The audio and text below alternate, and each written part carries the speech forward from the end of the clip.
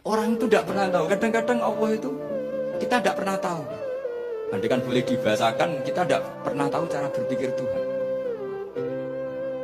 Jadi Allah itu zat yang mau, ya itu tadi otoritasnya penuh. Makanya pernah cerita di mana-mana di kitab-kitab yang saya baca itu ada dua orang yang ahli neraka, sudah di neraka. Ini sekaligus ijazah, saya ulang lagi sekaligus ijazah, bisa dipraktekkan nanti. Setelah itu dua orang ini dipanggil ke surga sama Allah. Allah itu tanyanya ya aneh, enak di neraka, ya udah enak di neraka. Ya gak enak di neraka, kok ditanya enak gak ya gak enak. Ya sudah kembali lagi ke neraka, lari kencang-kencang, lari menuju neraka, lari. Sama Allah dipanggil lagi, loh kenapa kamu semangat?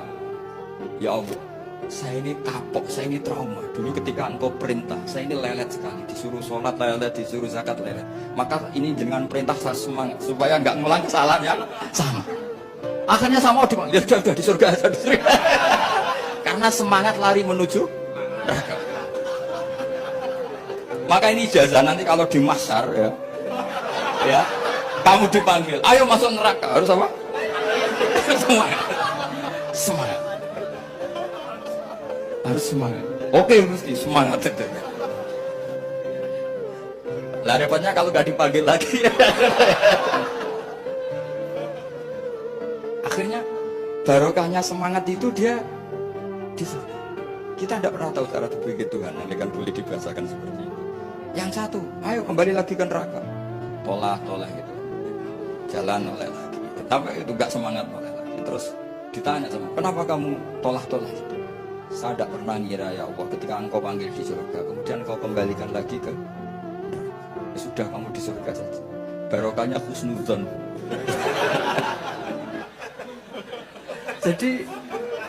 jadi Tuhan itu unik. Makanya dalam tradisi ulama itu ad-dinu ar-riwayah, agama itu riwayat.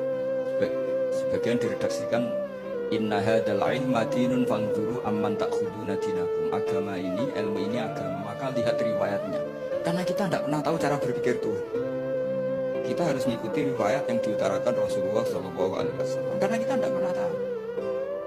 Kayak tadi ada orang diinjek, kita mesti kan terprovokasi ingin bela yang sujud menyalahkan yang injek.